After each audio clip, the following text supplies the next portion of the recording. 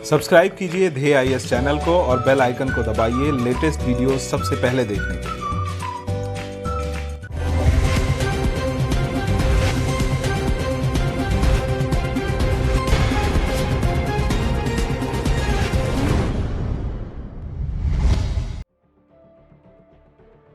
Corona महामारी के दौरान घर से काम करने वालों की तादाद में काफी इजाफा हुआ है। घर से ऑनलाइन काम करने के दौरान लोगों का कई बार ध्यान भी भटकता है, जिसमें सबसे बड़ी भूमिका होती है सोशल मीडिया की। घर पर रहकर समय का प्रबंध करना बेहद मुश्किल होता है और आराम के लिए सही वक्त निकालकर सारे काम पूरे करना काफी चुनौती भरा काम होता है। इन सब के मद्देनजर पोमोडोरो तकनीक की अहमियत काफी बढ़ गई है। आखिर क्या है पोमोडोरो तकनीक? समय प्रबंधन की तकनीक को 80 के दशक में फ्रांसिस्को सिरिल्लो के द्वारा विकसित किया गया था। फ्रांसिस्को एक विश्वविद्यालय के छात्र थे जिन्हें अपनी पढ़ाई पर ध्यान देने में बेहद मुश्किल होती थी। इसी को ध्यान में रखते हुए उन्होंने एक तकनीक इजाद की जिसमें टाइमर का इस्तेमाल किया जाता है। तकनीक में किसी एक काम के लिए 25 मिनट का समय तय कर दिया जाता था और इसके पूरा हो जाने के बाद छोटे छोटे अंतराल के ब्रेक लिए जाते थे।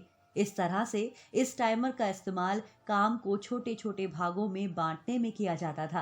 काम के हर हिस्से को पोमोडोरो कहा जाता था। यहाँ ये जानना बेहद दिलचस्प है कि पोमोडोरो एक इटालियन भाषा का शब्द है जिसका मतलब होता है टमाटर। फ्रांसिस्को ने टमाटर के आकार का किचन टाइमर इस्तेमाल किया था। इसी वजह से इस तकनीक को पोमोडोरो तकनीक नाम दिया गया। किस तरह काम करती है पोमोडोरो तकनीक? इस तकनीक के तहत काम को छोटे छोटे भागों में बांटना होता है जिसमें बीच में ब्रेक भी शामिल होते हैं। इस तकनीक के चरण इस तरह से हैं। टाइमर को 25 मिनट पर सेट करना और काम को तय समय तक पूरी लगन से करना जब तक टाइमर की घंटी ना बजे।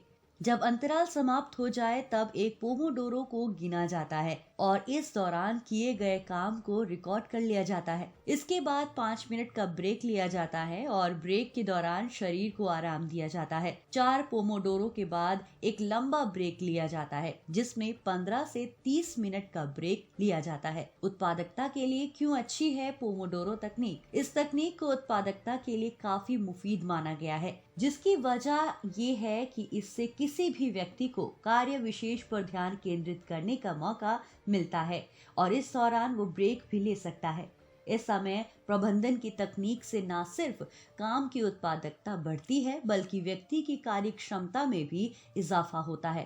कार्य के बीच में ब्रेक लेते रहने से दिमाग भी तरोताजा रहता है।